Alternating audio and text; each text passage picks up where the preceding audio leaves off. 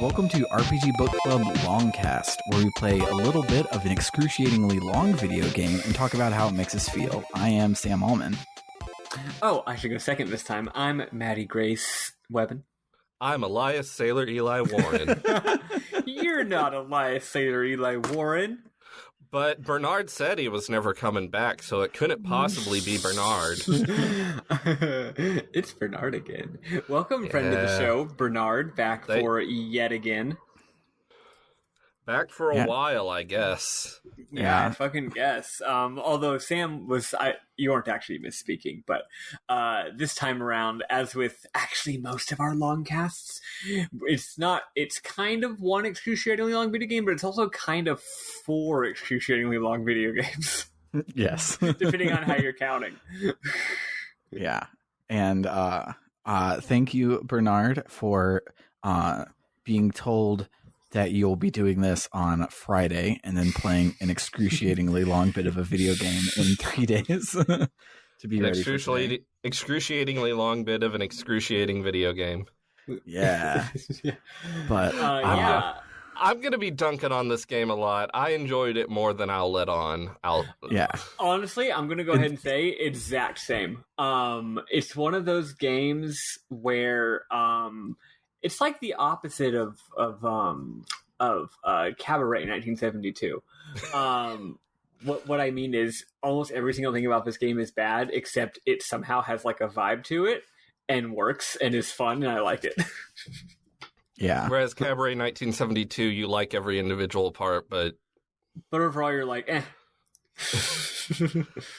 I like Cabaret 1972 more than you. Maddie and I had a movie night remotely. It was good. You should watch Cabaret. Everyone should watch that movie. It's worth watching. But also, it's weird. It's less than the sum of its parts.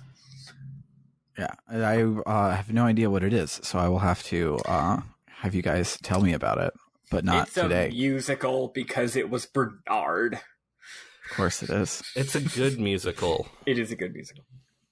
But today we will be starting our playthrough of .hack GU Part 1 Rebirth, Part 1 Rebirth of the Story, all the way up until we receive the area words for ΔGreat Cursed In-Laws. It's probably the easiest way for, if you're playing along, to know where we're stopping. So if you haven't gotten that far yet. So when you receive the area words, ΔGreat Cursed In-Laws, do not go there. Just stop. Do not go see your ΔGreat Cursed In-Laws. Yes. But we were going to do about 3 dungeons more than that, but that kind of starts the next leg, and it's already 9 pages of notes. So dungeon is a strong word. Yeah, as I was telling the guys when we were getting ready to start playing it, that each dungeon in this game, quote unquote, is really a floor of Tartarus. So we kind of did 7 floors of Tartarus more than 7 actual dungeons. Yeah. But anywho, if you want to know how our week was, you can listen to our main episode, because this is evergreen content. We ain't talking about that shit. We already talked about coronavirus and Cabaret 1972, but those are timeless. Coronavirus is never going away. Oh, God, don't say that. Actually, hold on, Sam. I think real quick we should explain real quick, in case anyone's not aware, like if someone is, I don't know, bootlegging this or something, and therefore they're not a Patreon subscriber. Wait, is this subscribers only? No, it is not subscribers only. It's not. It is. Anyway, point is, we should say thank you, not just to Bernard for joining us, but thank you to our donors, which is why we're doing this. Oh, yeah. This is a reward, as it were. Stretch goal. Stretch goal. That's a better one. It is a reward stretch goal for you, not so much a reward for us. No. But yeah, it is a stretch goal from our Ko-Fi, where at first it was $200 we raised, and then we raised that in like 6 months. I'm like, that's perfect. So I set the next one for $200, and somebody dropped it down $200 in one go. And so I'm like, okay, well, the next one's $300 to give us more time, because the Ko-Fi unlocked these right as I was going on paternity leave from the podcast. So I'm like, we can't just rack up all of these, so I'll make it $300 for part 2 of .hack to give us some extra time, And then our good friend Carr dropped down $300, and his Ko-Fi donation note was "Get riggedy wrecked, son."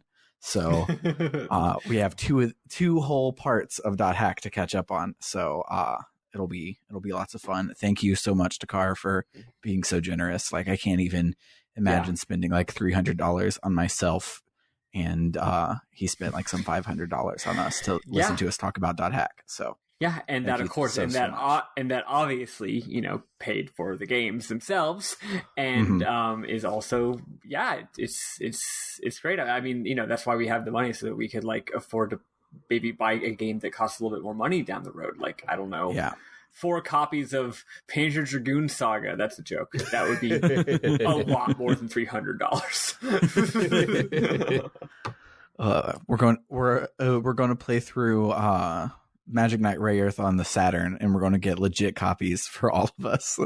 That's what we're going to do. Nice.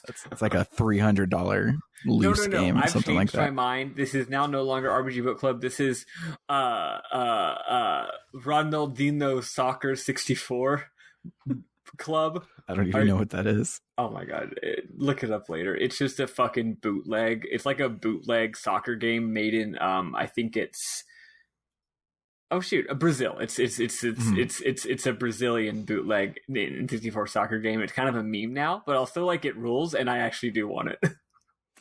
Nice. All right, we'll do that. Scratch.hack. Let's do that instead. But Sam, you know the most about this. Tell us what the heck is a .hack. So, .hack is a multimedia franchise that is kind of the most ambitious thing that's happened, where like it's basically like MCU levels of like ambition, but it was done by goddamn CyberConnect way back in like 2004. So it's like bizarre, but it's like, I feel like there's 2 big differences for MCU. One, it's shockingly lower budget, and 2, it's so predates the MCU that it's a very, very innovative concept to be doing so early, and again, without the support of the biggest media corporation in the world. So the main tent poles of the multimedia franchise are the 2 .hack series. First one was just called .hack. It has a retronym for IMOC, which is the abbreviation of each individual chapter. And then GU actually has a name for the second one. We will be playing GU, not IMOC, because IMOC hasn't been re-released on anything, and they're expensive as fuck. Is really expensive. I always regret not buying them. I was so interested as a kid in buying them, and then didn't, and then Same. Yeah, just like with Xenosaga, like I at one point had most of it, but that was before they were super duper like rare, and so I had gotten rid of them to like buy a goddamn like Dr. Pepper or some bullshit. Hey, Dr. Pepper is really good. Bernard, do you have any experience with this franchise prior? Well, some part of me felt like maybe at some point I'd like bought the first one and played a little bit of it, but I, looked at a bit of footage from it and didn't recognize it at all, so I guess I didn't. No, I don't have any experience with this franchise other than thinking this is a super weird concept, and I'm into this theoretically. Yeah. Mm-hmm. Yeah. My experience of it is I haven't played any of the games except GU now, but when I was a kid, they had the anime that came out at the same time. Although in America, the anime came out a good year before the games. I forget how long, because time when you're a kid all blurs together weird, but it was a decent amount of time, right? So the anime was called .hack. The games they're trying to be all computery, so it's like .hack / sign. And I think it's a really good anime, actually. I really like it. It's very moody. It's very strange. The first half is like a fun adventure, and then the back half of the game is literally like the metaphysical state of this universe depends on the main character not being depressed.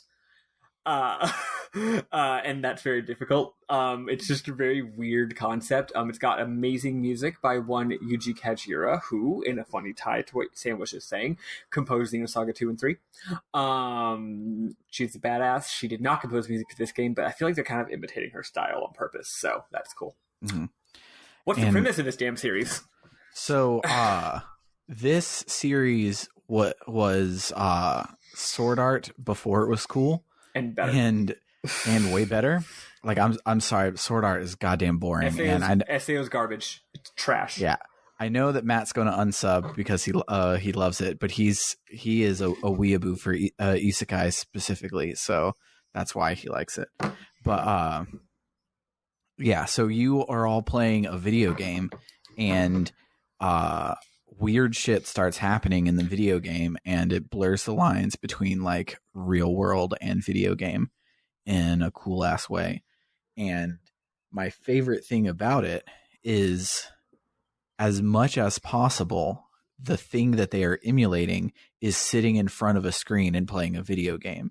So like everything that happens is like real in a way. Like the menu that pops up, like it's not just the menu that's in .hack.gu, it's the menu that's in the world, and it has its own like shit like that, and it's very like it commits to that bit in a really cool way, which I really like. Yeah, so it is so the games are a game where you pretend to be a person playing an MMO, and then the animes are just animes about people in an MMO, right? Yeah. So yeah, that's what we're doing. Yeah.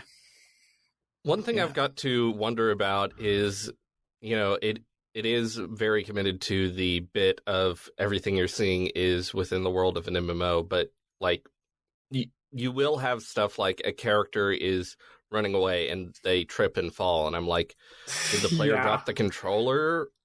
Like, did Sakurai make this game? When we get into the dramatic anime cutscenes, they definitely break their rules in that sense, right? It's like, wait, this player showed up and did an amazing anime move with crazy camera angles, and they did like a face, and they did all this stuff. I'm like, but wait, how come it wasn't like a top view of them running up to the enemy and hitting X a bunch of times and then picking a special move and eating? They take liberties with presentation, that's for sure. Yeah. It's like, for as much of the, like, reading a forum that there's also like, yeah, but this is what it felt like for the presentations. Like when you're playing WoW, you're pressing the one key on your keyboard, but it feels like you're throwing a kick-ass fireball and taking down a monster, and that's kind of what they're going for. That's a little bit my running read as well. Anyway, we should jump into this damn thing. Yeah, we got a lot to talk about, so let's get started. Let's listen to some music. I don't know who did it. I didn't look up enough about the behind the scenes of this game, but we're going to listen to some music and then we'll get started.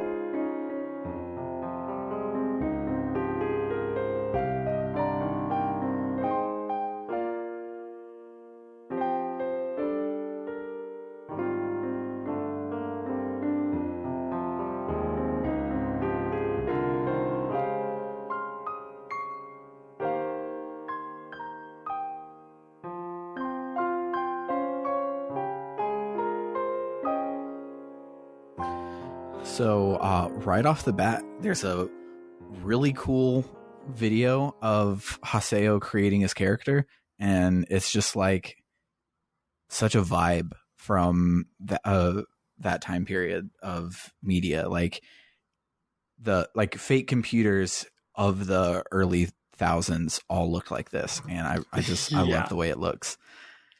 But after that, you spawn in the city of Mak Anu, which is the town from the IMOX series, but it didn't look this cool because in this in .hack you're playing a game called The World, but in .hack.gu you're playing a game called The World Revision 2, and so it's kind of like the sequel to it, and there's a lot of throwbacks to it that are like in-universe throwbacks to the first game of The World that was played in the first one. So this is one of those where it's like, oh, this is 50 years later, so Makanu, instead of being like a trading city is now like the capital and shit like that. It's really cool.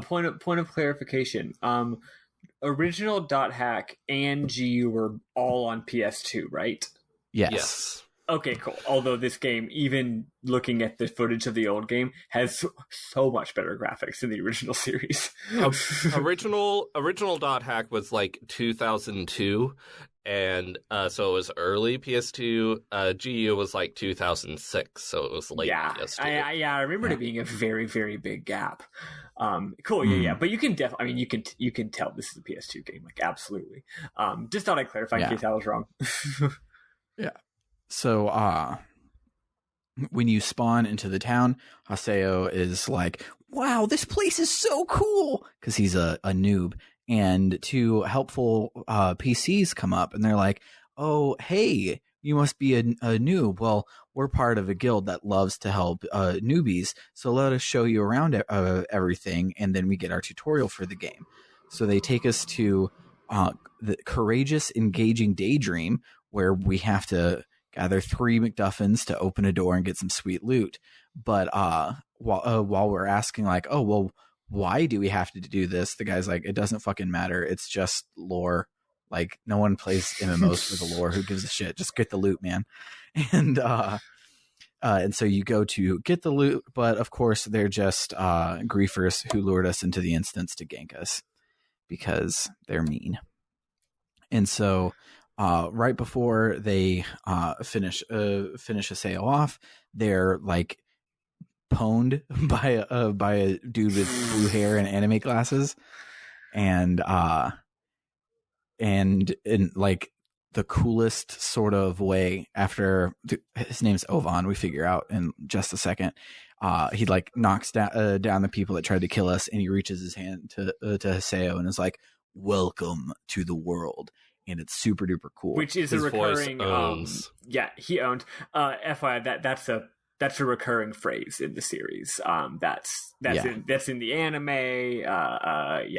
It's kind of like the real Dark Souls starts here. It's kind of like that. It's like what characters get said usually it's when they just got owned. But it's like when Aaron says, "This is your story" to Tidus. That's kind of the weight that it carries in the franchise, from my understanding. Yeah. So right after Ovan says "Welcome to the world," an entire anime happens. So .hack sign was the tie-in anime for the first .hack.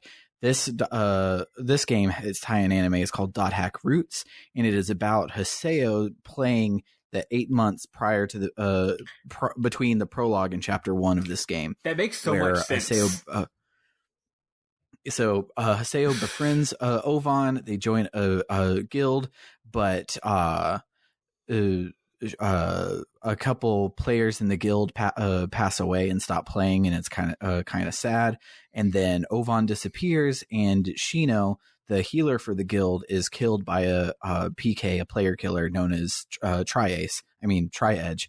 And good one. And then Haseo wins a tournament, which gives him a character boost. So then that's why he's level 130 here in a second, and he uses his power to grief the griefers and fuck their life up since they fucked up his.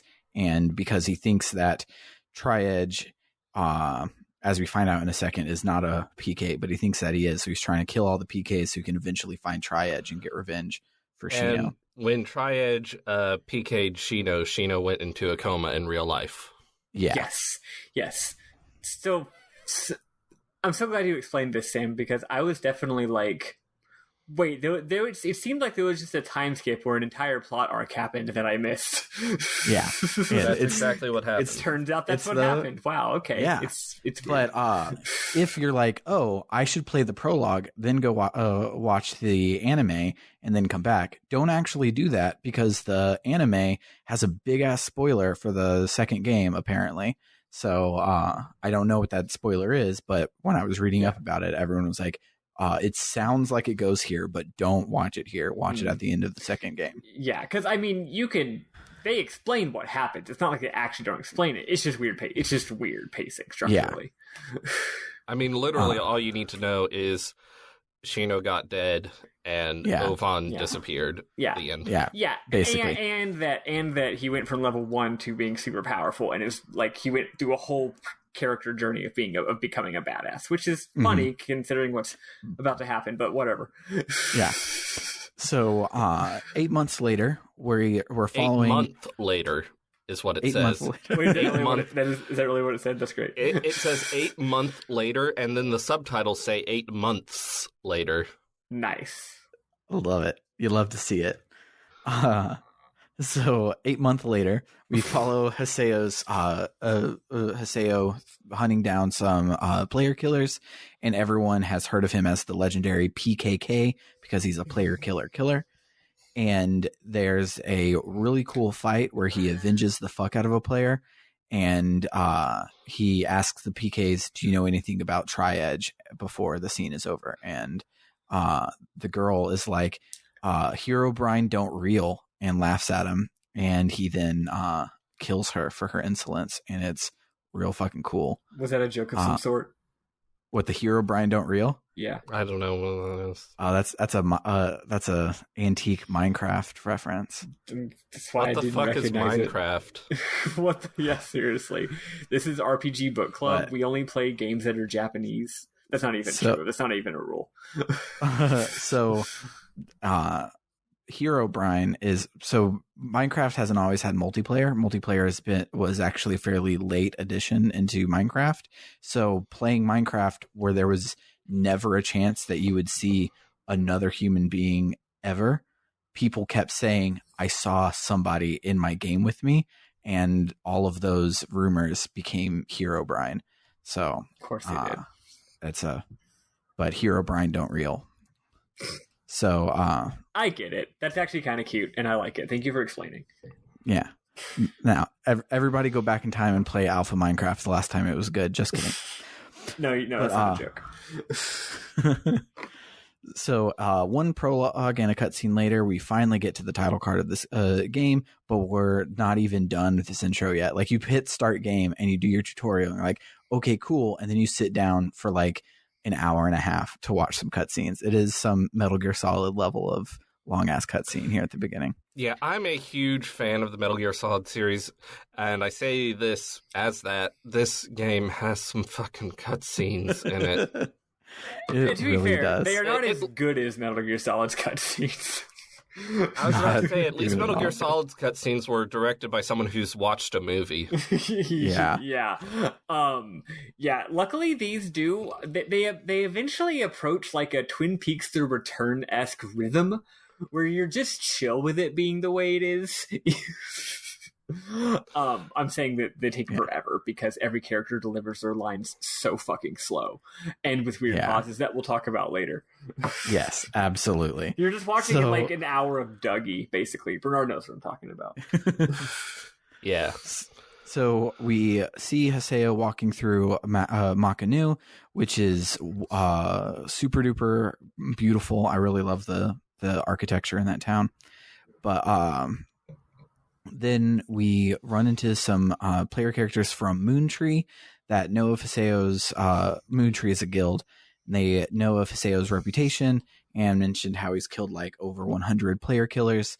And then there's if you kill killers, then you're nothing but a killer. And about 75 years of Batman comic fans debate the same point. And I'm just gonna say there's not a debate there. Anyway, go on. It's dumb, but whatever. It's yes, but so they mentioned that they're from the guild Moontree, and Haseo's like, I don't need guilds, I have enough friends. So he walks away, but this girl Atali runs up, and she has the same character model as Shino from his guild during the anime.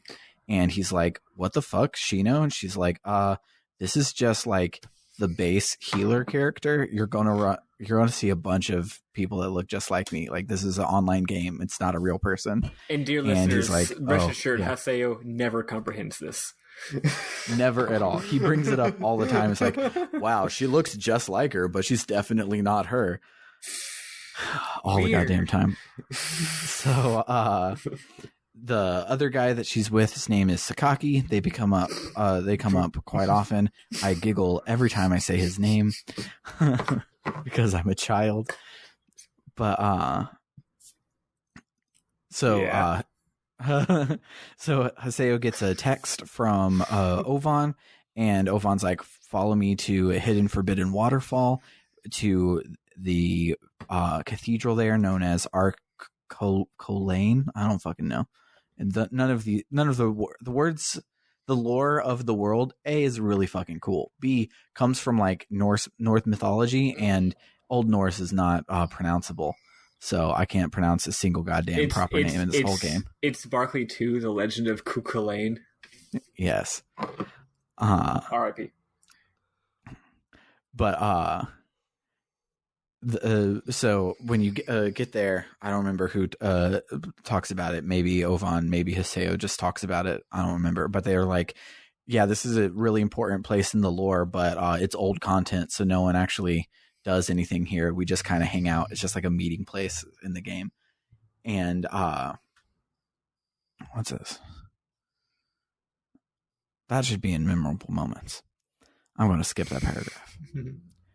But yeah, so we meet up with Ovan, who then tells players basically the plot of the anime. Like, it gets you caught up if you haven't seen the anime yet, which I actually liked how well written it was. Like, it didn't sound like, here's all this exposition of the anime that you didn't watch. It kind of like flowed and was good, and I liked it. But blah blah blah blah blah blah.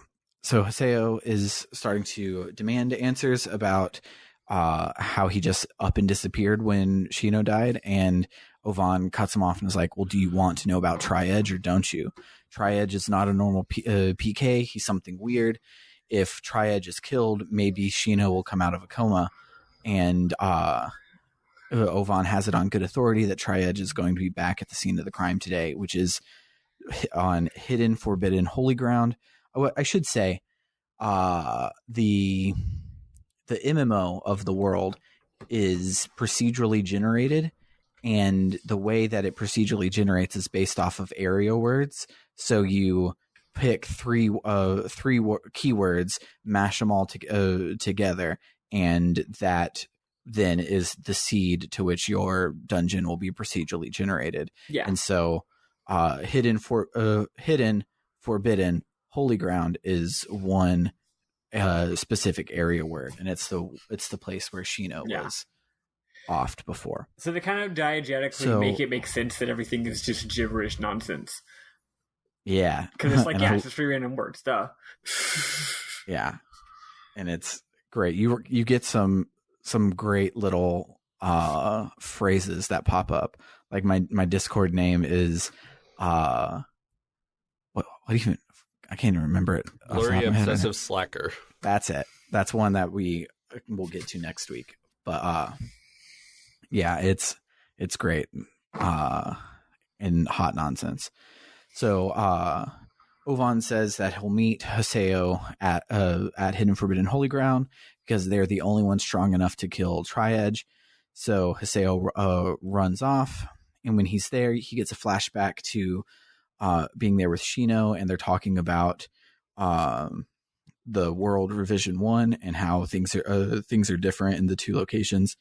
But then some blue fire comes out of nowhere and knocks Haseo to the ground, and from the fire emerges Kite, the hero of the first game. Tri-Edge has the same character model as the hero of the first game, also the hero of .hack sign. Kite's not the same character, but they have the same character model. They're pal swaps of each other, basically. Yeah.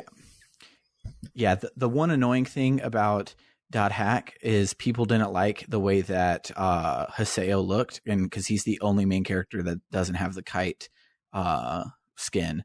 So Kite from the games, Kite from Legend of the Twilight, and Kite from .hack's sign are all different people, but whatever. It gets real confusing. Yeah, real and they're not quick. called Kite. Sam's just being convenient. Yeah, I just wanted to clarify. Yeah, he's called Sukasa in the anime, which is funny because that also sounds like it's Spanish and not Japanese. Yes. Mikasa as Tsukasa. Yeah. But the little bit I know of the first wave of media, so Legend of the Twilight, IMOC, and Dot Hack Sign, is that Legend of the Twilight is the first kite, and then the person you play in IMOC wins like a contest to be able to play as Kite from Legend of the Twilight. Oh, neat. Like neat. wins a thing like that. But no idea how it ties into Yeah. Tsukasa. I haven't actually seen Sign. So anyway, we're flipping out because the main character from the previous game is bad now. What? Yeah. Yeah, and it's cool. So we see a flashback of Shino dying as wait, we were already in a flashback. No, we're not. We're the fire knocked Haseo in the present to the ground, and we go back to the flashback to see Shino dying, and we see Tri-Edge use his daggers that have 3 blades on them each to carve into the level geometry, which is not a thing that should be possible, but he carves 3 red slashes into it. And thus, that's why he's called Tri-Edge, because he has a 3-bladed weapon that leaves 3 slashes. Shouldn't he be 6-edge since he has 3 of them? That's what I was thinking.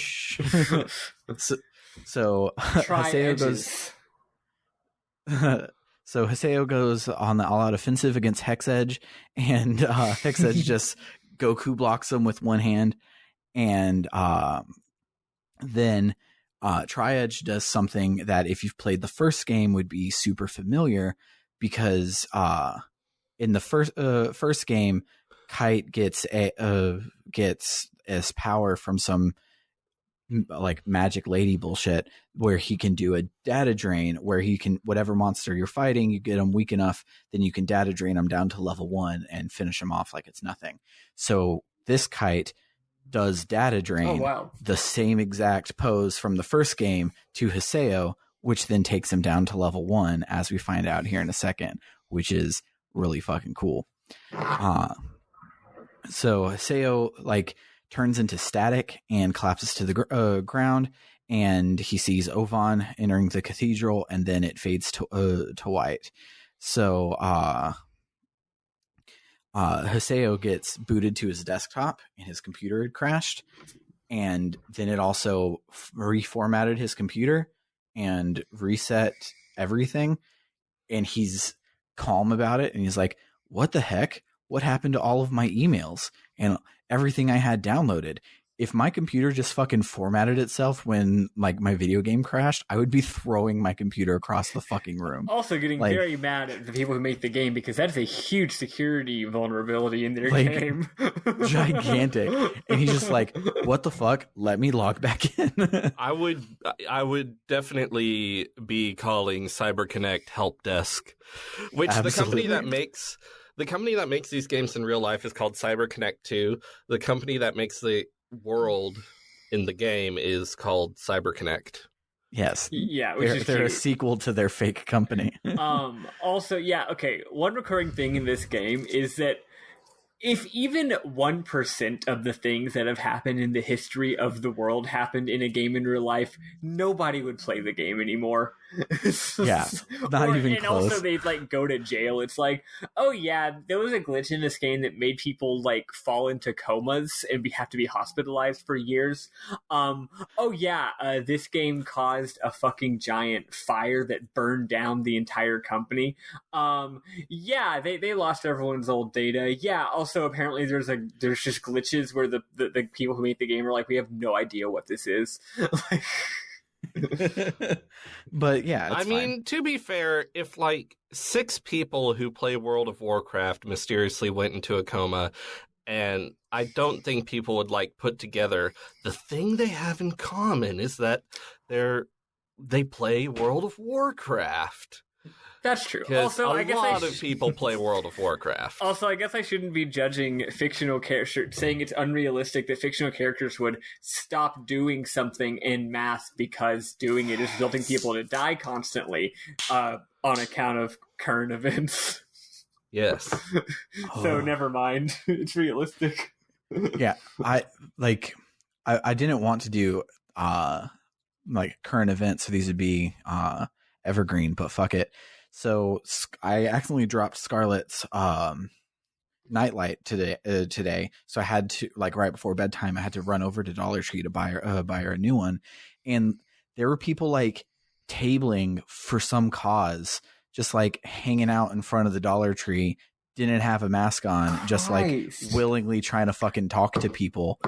Fucking today. Austin Redguard. Like, I fucking hate it. But anyhow, actually, Sam, you said you want to keep this evergreen. I mean, what's not evergreen about coronavirus? True. God.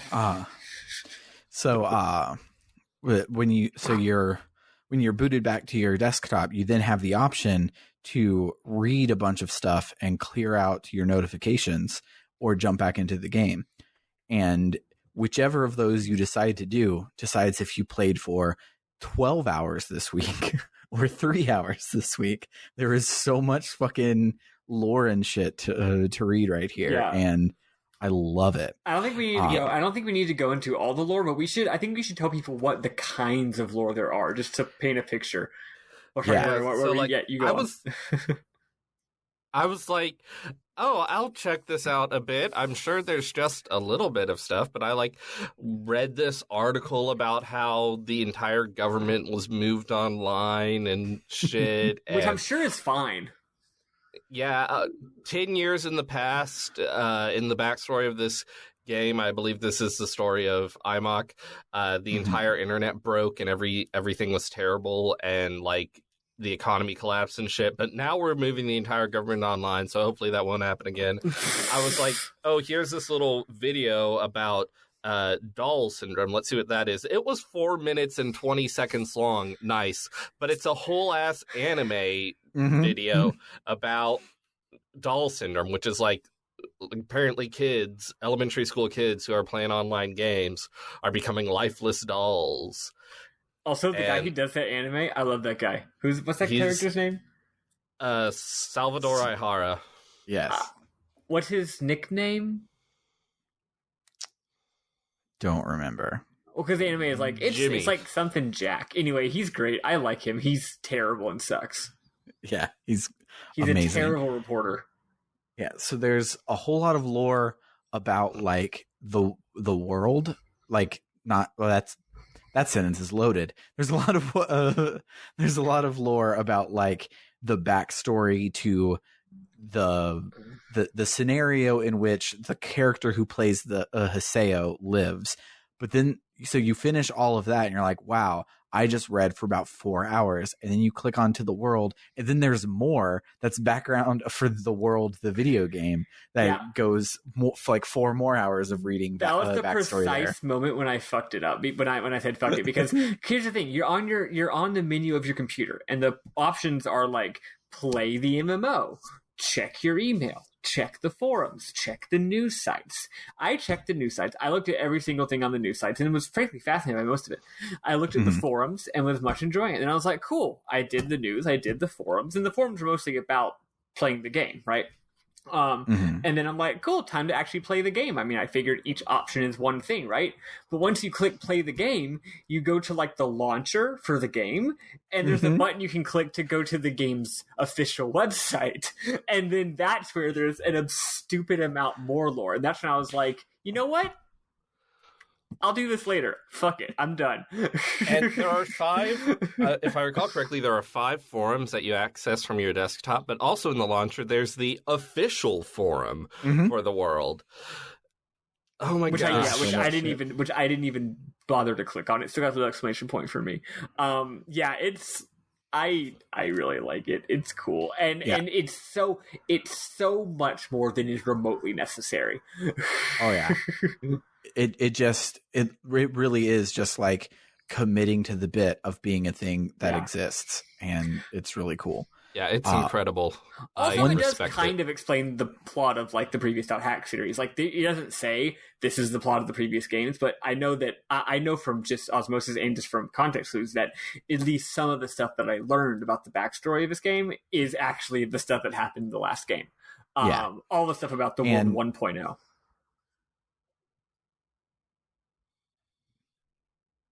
Sam, I'm here. Are you? Can you hear me? Yeah. Okay, because I just it sounded like you cut out, and I finished talking. Died.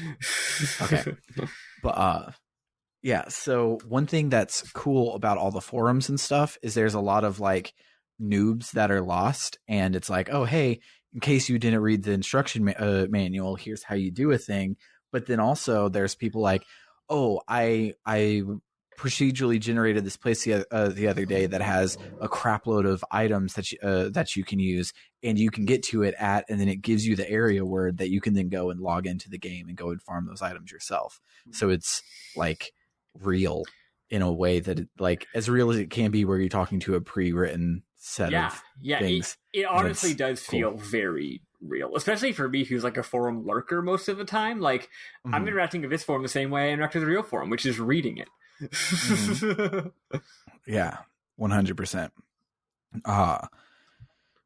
Yeah, so we'll save some of the because most of my bits about the lore that I, besides like stuff in my memorable moments, are things about the lore of the world, the game. So I'll save those till we talk about them, because it's really cool, and I didn't write enough to explain it to you, so I'll wait till you guys read it.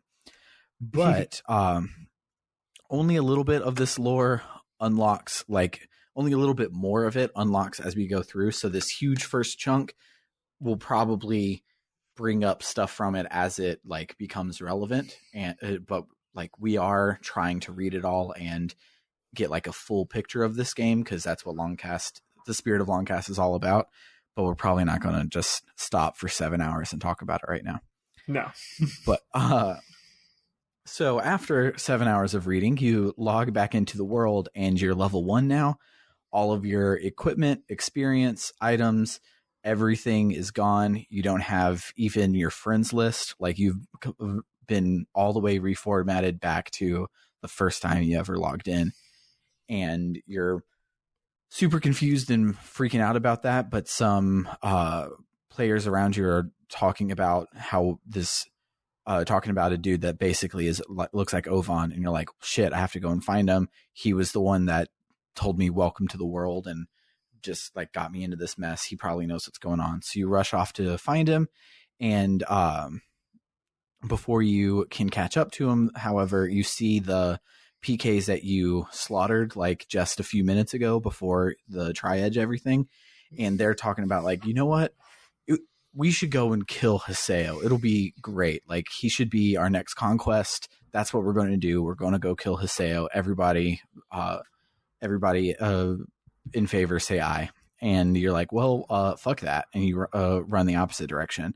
And you bump into both of Teddy's from Persona 4's voice actors. Gaspard plays Teddy in Persona 4, and Syllabus plays Teddy in all of the sequels of Persona 4. So you get double the Teddy in this game.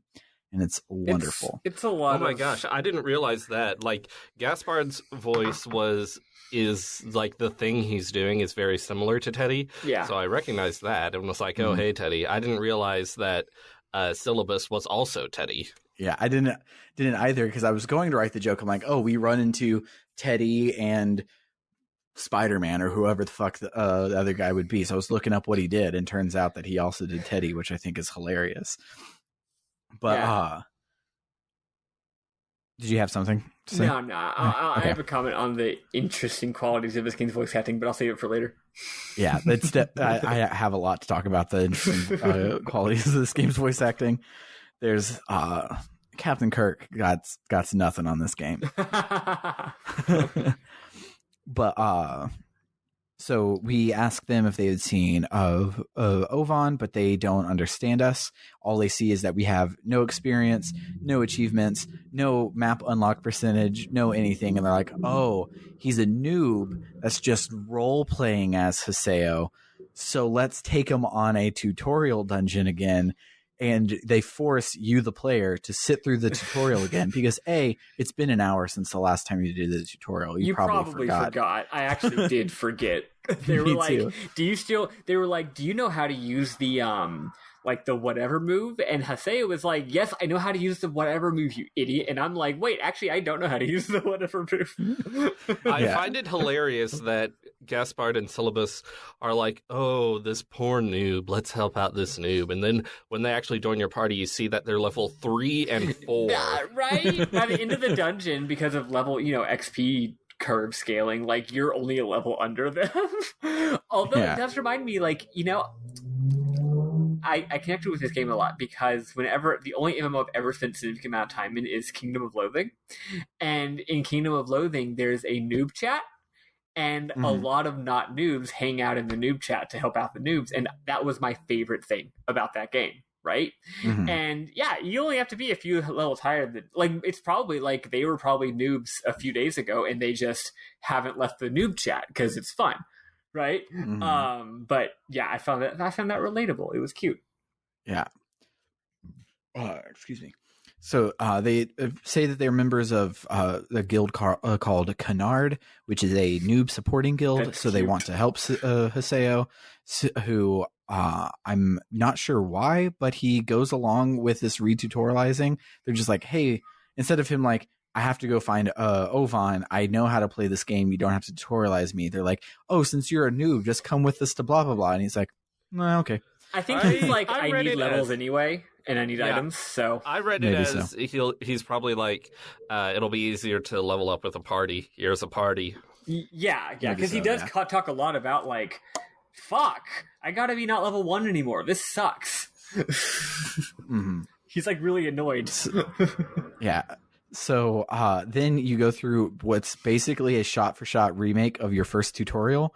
Like, all of the things that you go through again. And then, of course, does teach you a little more things because the game is actually progressing. But I still think it's hilarious how, like, this is the beast statue. It's not important because of the lore, just like the last person. The only difference is that before you were on a beach and this time you're in a cave. That's it. Yeah. And so... just like last time, you're about to get the sweet loot at the end, but some PKs show up, and it's the ones. Their guild name is Kestrel. They're the ones that we're just talking about coming and killing Haseo, and they're like, we got an anonymous email that said that you were here, and we didn't even recognize you because you look so newbie and have no idea why you're level 1, but it'll be great because now we can kill you really easy. And Gaspard and Syllabus are finally like, oh shit, you mean you're not full of shit? We really thought that you were just some dude role-playing Haseo. And so Kestrel comes to try and kill us, but Haseo starts to like feel his anime powers tingling, and he like gets falls an erection. Yeah, he gets an erection. And he gets an erection. Yes. And but then we're interrupted by this hot chick with glasses and like only straps for clothes. So like just a JRPG chick. And she's like, oh, hey, Moontree may or may not be on their way here. And they're the anti-PK guilds. They're going to come and fuck you up. You should get out of here. So they're like, fuck it. And they leave. But then this girl, I don't know when we learn her name is Pi, but her name is Pi. She's like, yeah, I was just bluffing. I've never fucking called Moontree. And she and Haseo get into a fight, their first of many fights that we see this playthrough. And she says that Haseo has a new power that's growing inside of him called an erection. And then she storms off. And so then we explain to Gaspard and Syllabus that we got reformatted, and they're like, that's weird. You should like bug report it. And Haseo is like, yeah, but if I'm getting a huge power inside of me, I don't want the GMs to fix my broken character. I want whatever this cool shit is.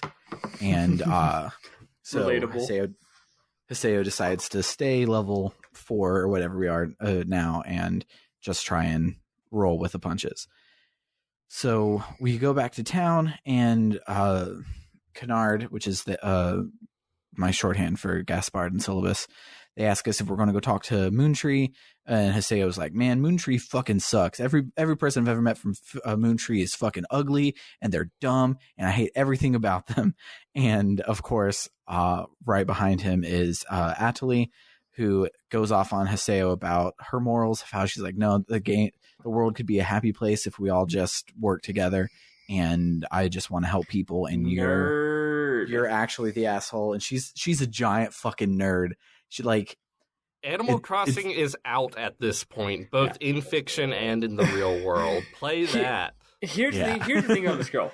Whenever I play MMOs, which again I have very little experience, I've dipped my toes into other ones as well. Like, I mean, who didn't play RuneScape? Am I right? But also other games. Right. But like, I don't do PvP. I don't enjoy PvP. If someone PvPs me because I'm journeying through a danger zone, I get annoyed. However, I do not at all disparage the concept of PvP. I think it rules and it's hilarious. So like when she's going off about how like, no, we shouldn't have player killers, I'm like, hey, fuck you, lady. Like I'm like taking the side of like the offended PKs, even though I would never be that person. Yeah. I'm just like, lady, it's a game. They never calm the fuck down. They never like really explain what happens when your character is killed, because presumably it's more than a minor inconvenience, which is what it would be in a real MMO. Actually, they do at one point, but I forgot what they said. Most people... What was that? They do at one point, actually. In one of these actual cutscenes that you did watch, it wasn't optional, a character does say something like... It's pretty small, basically. It's just like... Oh, actually, no. It might be one of the forums where they're debating about PKing, and someone is just like, You just lose a couple items max, and you have to do the area again. Like it's definitely more on the WoW side than on the like EverQuest side as far as penalties goes.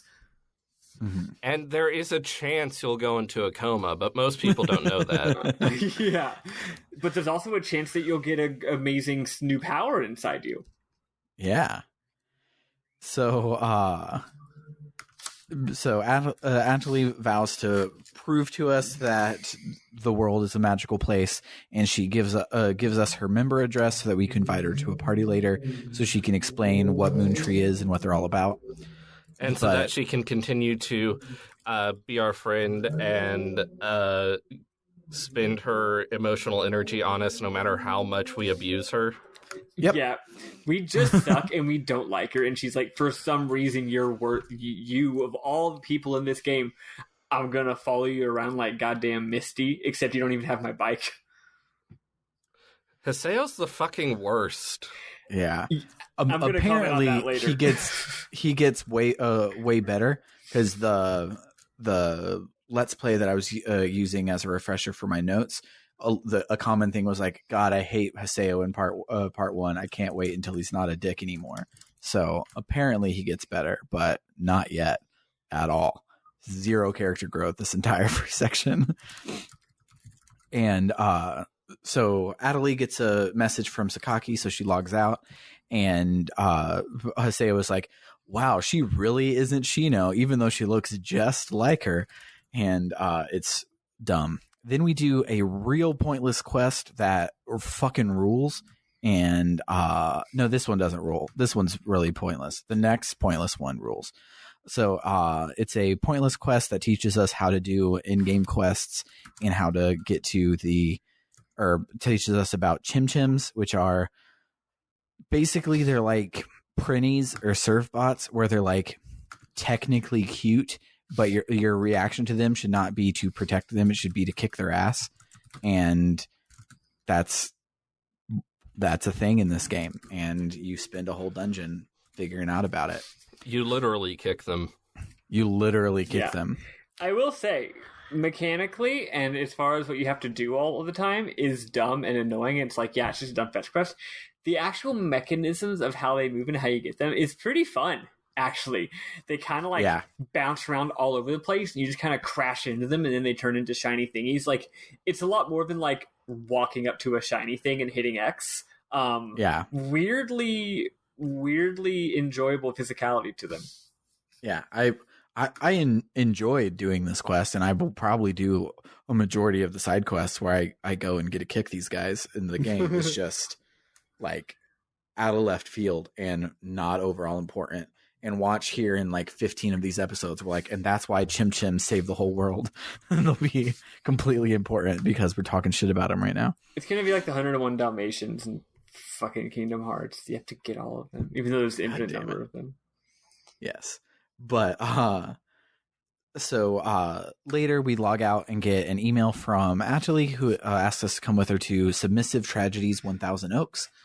And while we're there, she doesn't like, we go to, it's like a super low level. Like when you go to log in to the area, it gives you a summary of like, oh, the monsters will be really easy, but the items you get will be really good or really shitty or whatever. And it's like, don't log in. This place has shitty monsters that aren't worth anything and no fucking items. Like, why would you even go to this place?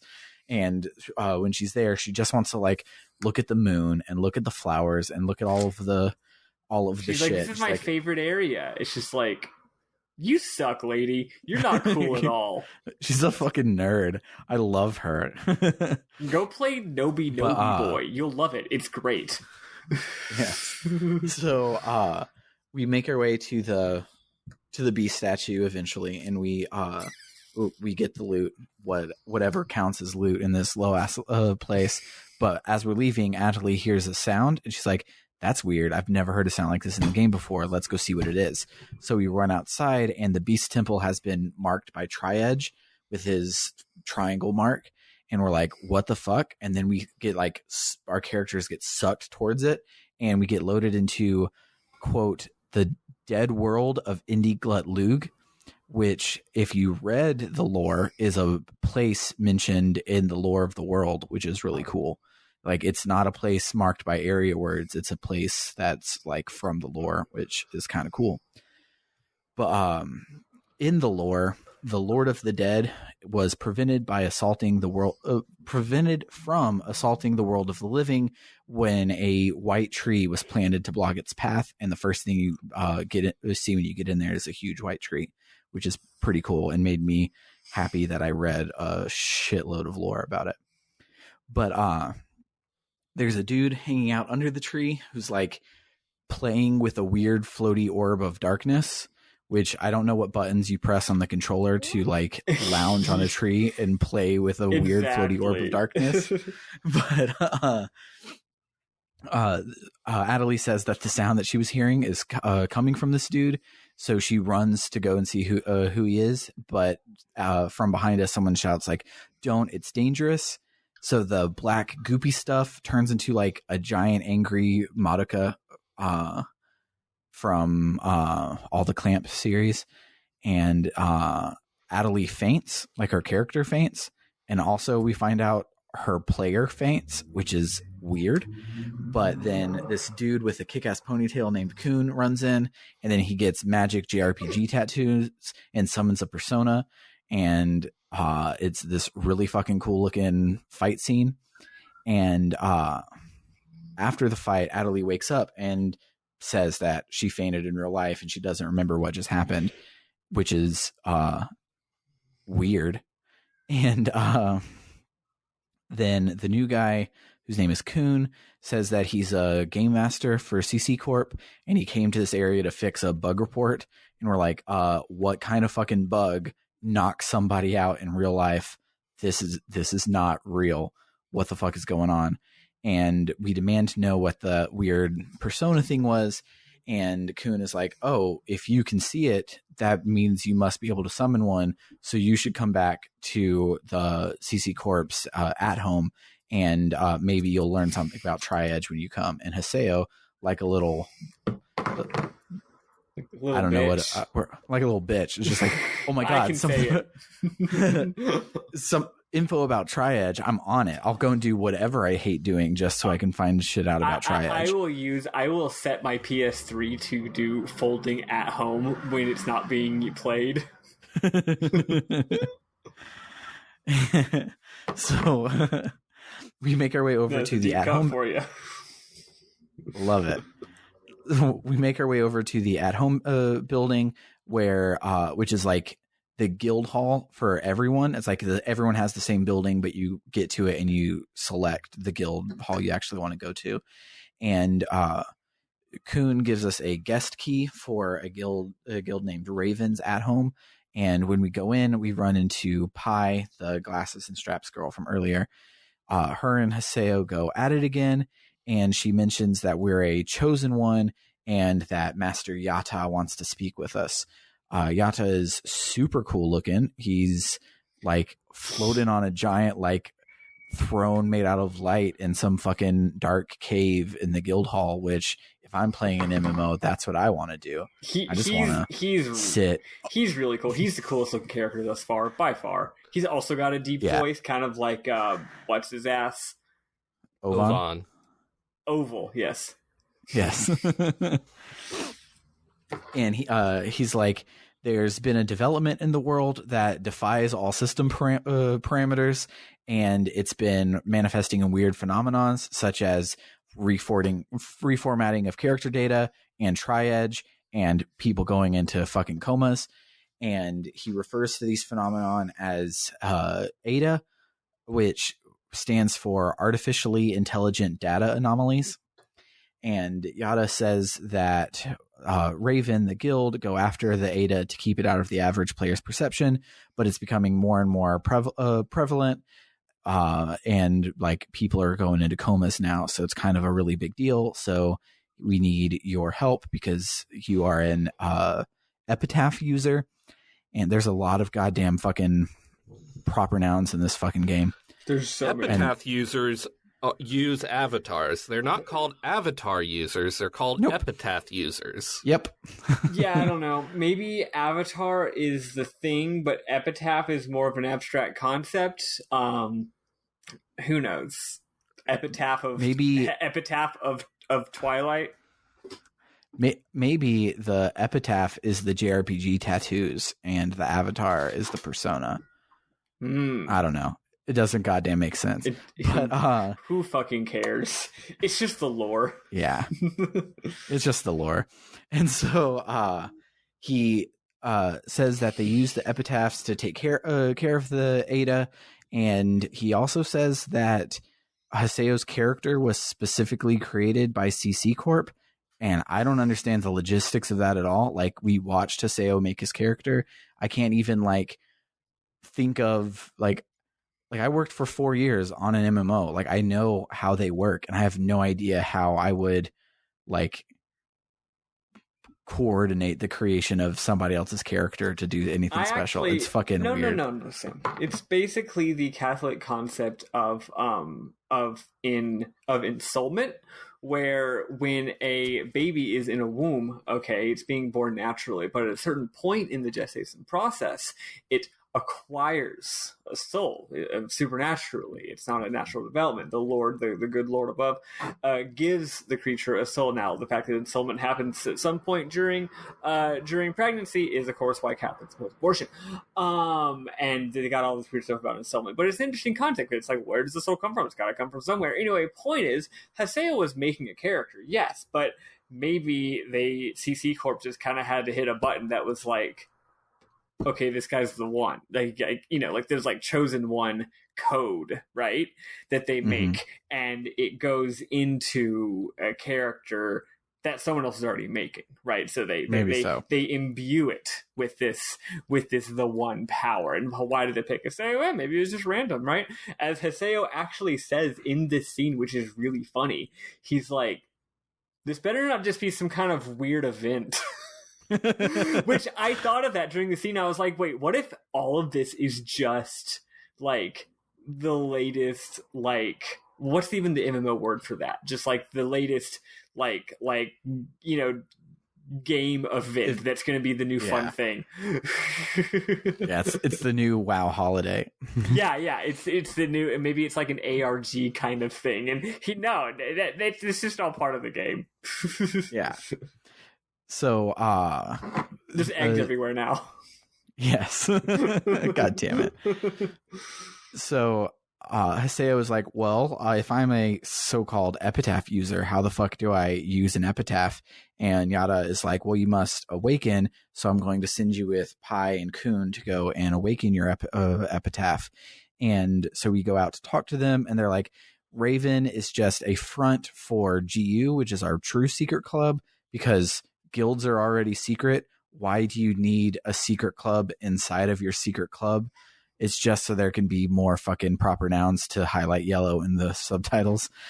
And so they say that there isn't a specific way to awaken your epitaph. It just, like, being in battle gets you, like, primed for it. So we're just going to go to a high level area and get our asses kicked until we until it works. But before we go and do that, which is where we're actually going to start next week, but there's a bit that's not important whatsoever, but it happens before we get the area words.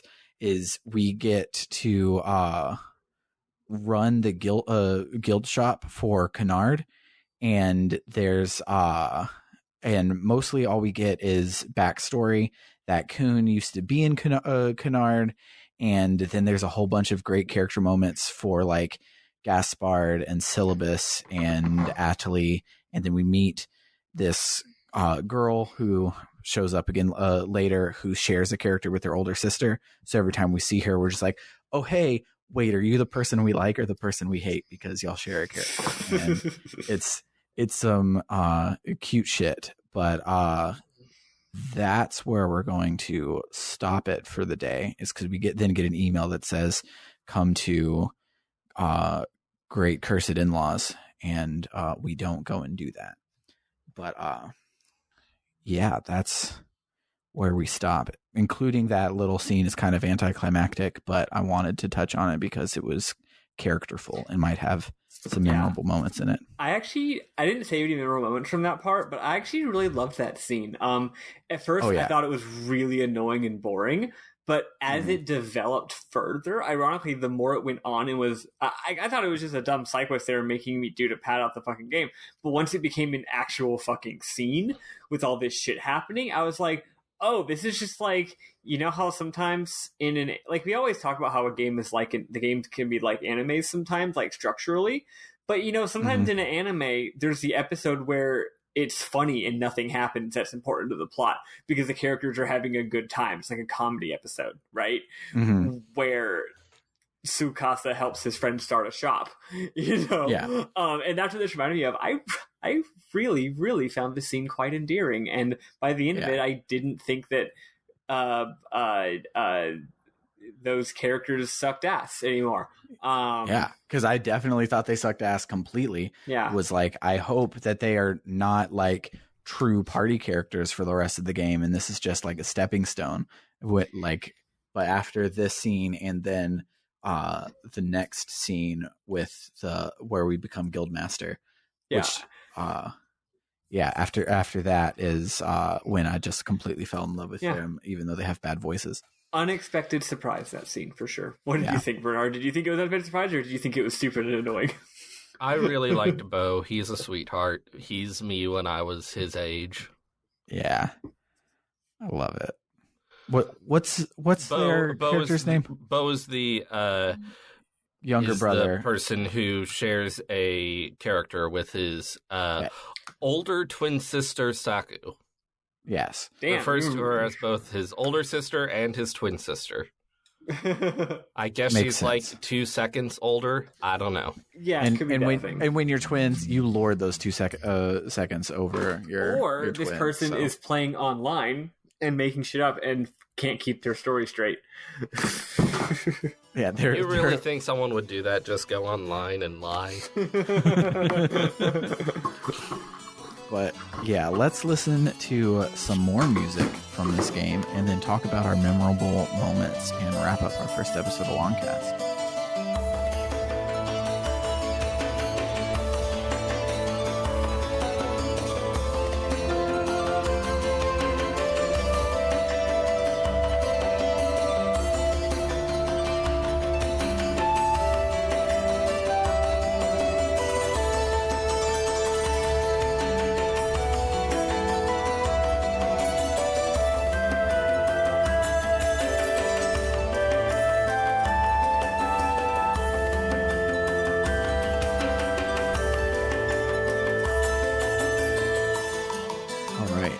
So, Maddie, what are your memorable moments? I just had a couple. I had some from early in the game, but I didn't have a good screenshot taking technique, so I saved them somewhere, and then I just forgot. Do you have them on? Are you playing on PS4 or on Steam? Yeah, but there's that dumb delay on PS4. True. Anyway, the point is that I might remember what they were in a second, but I have a few that are from the later portions of the week where, first of all, when you're talking with what's his butt about At Home, he's trying to explain the simplest fucking concept of a guild hall, and he goes on and on explaining this again. I would say self-explain it. If you say the phrase guild hall, that's it. It's you. Mm-hmm. It is literally exactly that, right? But no, he's explaining it, and he goes, to put it simply, a guild is like a baseball team, and At Home is like the team's dugout where everybody hangs out while playing the game. And I'm like, you didn't need to say that. Also, you already kind of said this, but I want to put a pin on some of this game's fucking writing, because when you're having the big talk with the fucking architect or whatever, he goes, one of the effects, or perhaps I should say targets. Oh, so first he's like, there's been a development, some kind of development. And then he says, one of the effects, or perhaps I should say targets of that development, is that there are a variety of phenomenon manifesting in the world. And I'm like, so you're trying to actually explain the plot to me in a way that is helpful, and all you said is there's a development that is making phenomena manifest. Things are happening. Okay, shit man. happens. Okay, man, cool. And then he's like, you yourself have experienced one of these developments, the forced sissification of your character. That's a joke that I thought of while we were recording. Let's see. Then they have a bunch of talking, for example, I actually like a lot of this stuff. Hase was like, don't give me that crap. How could an admin not know a single reason for a bug's existence? And I'm like, buddy, you never been a programmer. Yeah. An admin, presumably they are I don't know. It's like when I'm doing customer support for this platform that my company makes, and they're like, well, why isn't this part of the site working? I'm like, I don't fucking know. But also though, there's sometimes in this game they're like, yeah, it's like, yeah, that actually makes sense. Other times though, it's like, wait, why are they trying to fix the game by going around inside the game, right? They could just look at the game's code. And there's this whole thing is the company itself wants to talk to you, and to do that you have to go to the admin only section and talk in a throne. And I'm like, couldn't they just fucking do a Zoom call? Why do they have to meet inside the game? It makes no sense. But what I think that here's what my sort of read on it that I find really, that I have in my headcanon that I think is cute, is that the game's designers and programmers and the CyberConnect company, they're just really committed to the bit. Yeah. They are true believers. They are they're businessmen. Yeah, they want to make money, but they are just really dedicated to the verisimilitude of their world, that they're like, no, this is a place and we are going to live inside of it and do all of our bullshit. We do not have to do this. But I think that they probably to them, it's important that you do this. Also, this MMO, unlike every other MMO in the world, the degree to which it is full of mysteries that no one understands is hilarious. Which, and I think that that's pretty much. Oh, and one more thing. You're having a scene with Pi, right? It's I don't know what fucking scene it is. And this actually might be farther than where we are. Whatever, it doesn't matter what happens in the scene. Doesn't matter. The thing is, this game sometimes has some cinematography. Most of the time, it does sometimes. It's kind of cool. There was this part where it was just a talking scene. But it switches all of a sudden. Pi starts talking, and it does specifically that shot in anime where it's a super, super, super quick pan where someone pans into the screen really fast. right? Mm-hmm. Where like it's not a pan from another shot. It's a cut, but it cuts to just a quick pan and then someone's face quickly shoots in the screen from the right and then is like centered in the screen. And I was like, oh, that's like a very stock anime shot. And they like reproduced it in this 3D game, which I thought was really cute. That's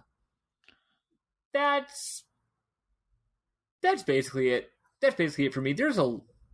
This game just is very, very layered, which is one reason I'm so into it, despite feeling weird or not liking so many parts of it, because there's just so much to think about. There's a lot going on, and that's neat. Yeah. Yeah. What about you, Bernard? Do you have any?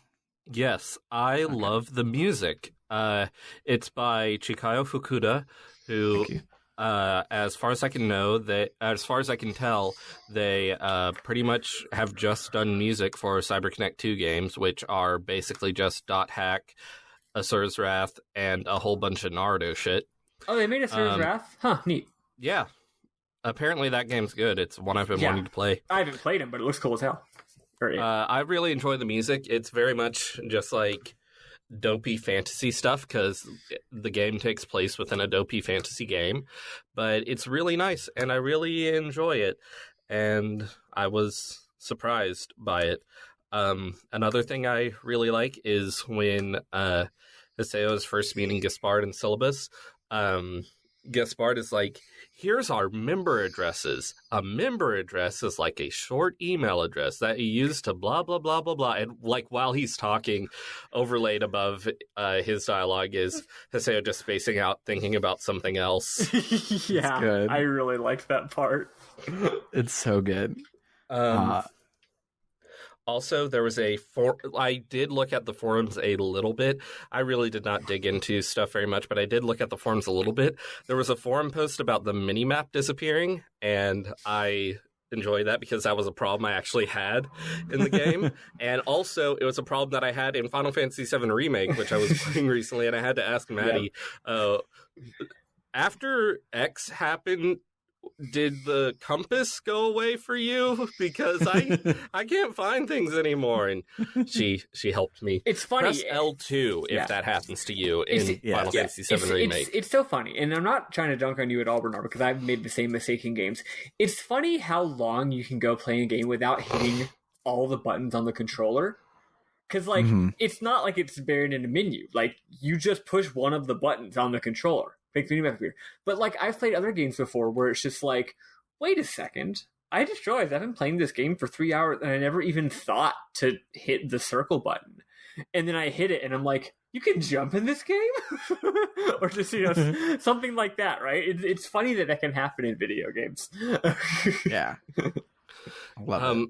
I want to say something I love about the cutscenes and something I hate about the cutscenes. Go for it. So the cutscenes are, for the most part, they're very much just like PS2 RPG cutscenes where it's, two characters standing and talking to each other and doing stock animations.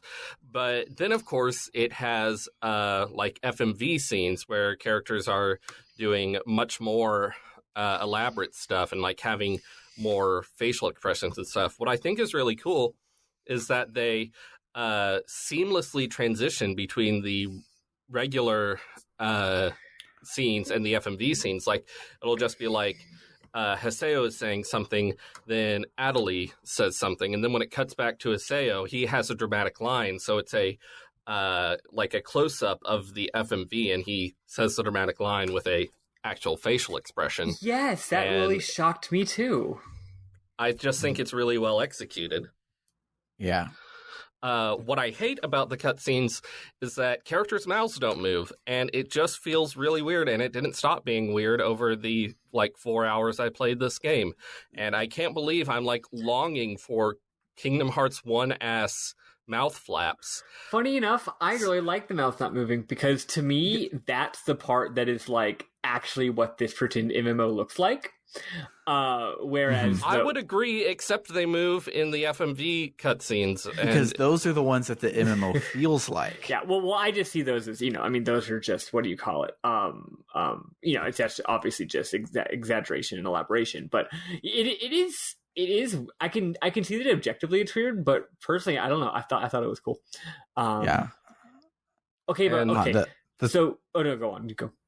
So the thing about the FMVs that I don't like is it is incredibly obvious that these voice actors were handed an Excel spreadsheet with their lines and only their lines, not in order, because every single thing that they read has the exact same cadence, no matter if it's the same part of the sentence or not. And it is bonkers and bizarre to listen to. well, I feel like you're not even selling the full extent of the problem, although your example was illustrative. Is you keep saying the lines were all out of context. But the thing is, the word line in the context of a script means an entire passage of talking, right? If a line can be multiple sentences, right? Like, it says Haseo, that's a line. That's not what we're talking about here. No. A line in this game is the amount of text that can be on the subtitle at once. So if a single sentence in this game's cutscene is divided among multiple pages, you could say, of subtitle, it is three separate. It says one, pauses and waits for the next one to show up. I've never seen that in the game before. It is absolutely bizarre. Y'all were talking about that stuff and like referring to it vaguely in host chat and stuff, but I really only noticed that once. There's one time where it's really egregious. There are a lot of whole conversations where no character's lines are more than one line long because it's just back and forth. So there are a lot of times when it literally doesn't happen, but sometimes it fucking happens. Yeah. There's specifically a part where it's one of the tutorials with Gaspard and Syllabus, where it's Syllabus is every line is starts with an ellipsis, ends with an ellipsis. There's like 6 of them where he gets 2 words out at a time, and it is not good. But then basically everything Yada says is the same way, where he delivers a whole thing over and over again instead of it being one long thing. You know what's wild, though? Just a weird motherfucker. He very much is. You know what's wild, though? Other than that absolutely disastrous, extremely bizarre instance of like the production of the voice acting, well, I don't know. I mean, I can't objectively say the performances are good or not, because how could they be with that weird direction? But like, I like the voices. I like how they sound. Yeah. Like, I like the voices. They're very characterful and enjoyable and charming and great. And that's different from being like good acting. But like, I like it. I like listening to the characters talk. It's enjoyable and fun, especially the 2 teddies. Yeah. And actually, I think Haseo is really good. Also, I love how much he sucks. I'm pretty sure Haseo, who is Yuri Lowenthal, who is Yuri Lowenthal's always great. Was he the lead from Rogue Galaxy? Spider-Man. No. League from Rogue Galaxy is Will Friedle. Gotcha. Yuri Lowenthal is the lead from like 100 things. This whole game has massive Rogue Galaxy vibes, by the way. Yeah. This is definitely feels like a Rogue Galaxy. Oh, Yuri Lowenthal was Johnny in the FF7 remake. Yeah, oh he my was. Fucking God. I don't like Johnny. I don't like Johnny either. But yeah, I really like how much Haseo sucks ass. This is one of the things I was going to say, and I forgot too early when you asked me, Sam.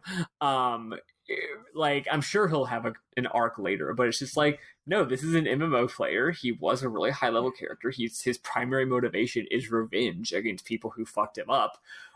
he's just an He's asshole. toxic. That's He's a pretty toxic much, gamer. That's pretty much just it. And whenever and he's rightly very upset that he has to be level 1 again, and he's just frustrated by everything and wishes everyone would shut up. Like it's so the fact that they don't try to humanize him and say no, but actually he's a sweetie, or no, but actually like he's conflicted or complex, makes it better.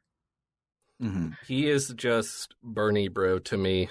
Yes. Yeah, like they're not trying to humanize him, like he just sucks and that's it, and it's realistic, and I kind of love him. Yeah. So one of my memorable moments is back when Haseo is level 130 and he's killing Kestrel for the first time, and homegirl from Kestrel says, "So you think you can go against me, the Great Bordeaux, and just walk away like nothing happened?" And he cuts off her fucking head. He goes, "Yeah, I think I can." It's so good. That's cool. You know, and love it. Most of the time in stories like this, I would make a joke about like, oh, does this character like workshop his one-liners in his spare time? But since this character is literally playing an MMO, and that is like I can believe he does do that. Yeah, absolutely. He's RPing. He is actually working on his one-liners when he's offline. Yeah. There, another one I had was there's a news blurb about how high tech the virtual reality goggles that everyone's using is, and they list the tech specs and the price, and it is super expensive and nobody can afford it, but it's worse than the Oculus Quest, and it's less expensive than the top of the line Oculus Rift 2. And they're like, wow, it's so expensive. And I'm like, just 10-15 years later, this is already like shitty. And it's that's wild. That's wild. It's so crazy to me. Also, I do want to share one interesting lore thing just because I think this is really cool. And Bernard might not know it. Actually, you might not know it, Sam. I don't know if they address it in their media. There was an earlier version of the world. There is one part I might be wrong about. I don't remember. I think that this is before any of the .hack franchise, unless I'm forgetting .hack sign. You might already know what I'm saying. I think you're about to talk about my next. I think you might be about to talk about my next memorable moment. Is it about like the moved? Is it like the keyboard and mouse thing? Oh no! Go for it. There's a lore thing that at some point in the version of the world, again, I don't remember if this is during World 1.0, like events of .hack and .hack sign, or if it's lore even for those games. But in a certain earlier version of the world, you played the game via a headset, and then like an immersive headset, and also your controls. It was like mind controlled. So you were just completely immersed in the game. But when people did that, it was having very bad effects on them, like making them go into comas, making them die, messing up their nervous system, messing up their brain. So there ended up being I think it might be that like every MMO was like this. So then the government passed a law saying you can have VR and immersive games, but you have to control them with a mouse and keyboard. Or you have to control them with a game controller. In order, like, you can't do, your brain is controlling the game. You can't have that brain link. So that's a really interesting little bit of backstory, is that apparently it's illegal to have, but apparently the technology exists, but it is illegal to have not physical moving your hands around controls for these games. That's really cool. So the thing I thought you were going to talk about, because you were mentioning the earlier part of the version of the world. So the original, and this is all in-game lore, the original creator of the world was trying to make a single-player game, but then everyone was into MMOs, so he pivoted into making it an MMO. But MMOs are traditionally super story light, so he brought a whole lot of his work with him and hit it on random keywords like Easter eggs and stuff like that. So it's like not even like the lore of the game. It's like a meta lore of the game that the game used to be, which this is all within the framing narrative of us playing a game inside of our video game, and it's games all the way down. And so there's just a whole bunch of like empty cool places which meant stuff to the developer but not necessarily to the thing. And even in .hack Sign, that is how they explain a lot of their like mythic, like deep lore, is like, the original creator of the game, who is a mysterious person who no one's seen in years, put a bunch of weird stuff in the game that the developers don't even know about. Yeah. And it's pretty cool. Then let's see. One thing that's cool that I don't know if you guys saw, and I don't actually know if it happened yet because I don't remember when the not important like emails and shit come through, but you get emails back on the PS2. This was if you imported your save from the first game. But you get emails from characters from IMOC or Legend of the Twilight or .hack Sign. I saw that I had emails from Black Rose. I didn't read them. Yeah, I was wondering about that. Yeah, you get like missent emails that come like the Black Rose one is definitely written to Kite during the events of IMOC, and it's really cool. Don't know what it means, if it means anything, or if it's just like, thank you for playing our games, here's some extra lore. Yeah. But I thought that was so that stuff cool. So we're getting this in the game, but originally this was actually a bonus if you imported your previous saves. Yeah, on the PS2 Neat. It was a bonus for importing, but this being the definitive edition, everything's included. That's pretty cool. And unlocked for you. Which is cool. But I think that's all that I have. I have one more memorable moment. I spoke to a PC and PC in Makanu because there are player characters running around, but they're really NPCs because this is an offline game. Which is wild. Her name is Moonlight Dance, and she says, "My pet is my biggest source of concern when I'm gaming." And same. She talks about how her pet is always fucking stuff up while she's gaming, and my cat Susie is always fucking stuff up, and she's my biggest source of concern when I'm gaming. I'd love it. I really like that. There's one because I forgot that I took screenshots on my PS4 and I didn't refer to those when I was writing my notes. So you saying that reminded me of one I had for my PS4 where I ran into a player whose name was Frank in all caps, and you talk to him in all caps. He goes, "I love Japan, geishas, sushi, anime. I love it all. I just want to be like Japan." Same. God. This is unrelated, I'm sorry, but someone just sent me this and I have to share it with y'all. So the bad news is the story involves Elon Musk, but the good news is it's cool as hell. So Tom Cruise is currently working with Elon Musk, which again, I wish it was anyone else, but whatever. He's working with Elon Musk because he wants to use SpaceX to shoot a film in space. Unfortunately, this is not Mission Impossible 7, but Tom Cruise famously known for doing some of the most goddamn insane stunts. Like he actually learned to jump on to fly a helicopter for the last Mission Impossible film. Apparently he wants his next action movie to be in space. So that's incredible. Also, I'm worried he's gonna die. Yeah. He's definitely gonna die. That's so fucking cool. King shit. I love him.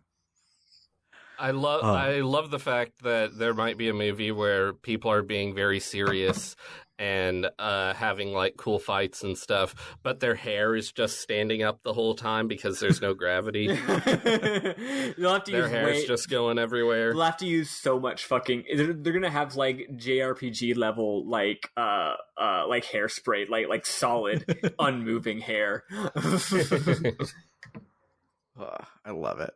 If you love us, you should go to www.rpgbook.club, which has links to all of our stuff where you can come and hang out with us on our Discord or on our Twitter or send us an email. It also has links to our Ko-Fi, which is at ko-fi.com/rpgbookclub, where you can support us and help us pay for the rest of the stuff that we do. And if we reach our next stretch goal, we'll finish the...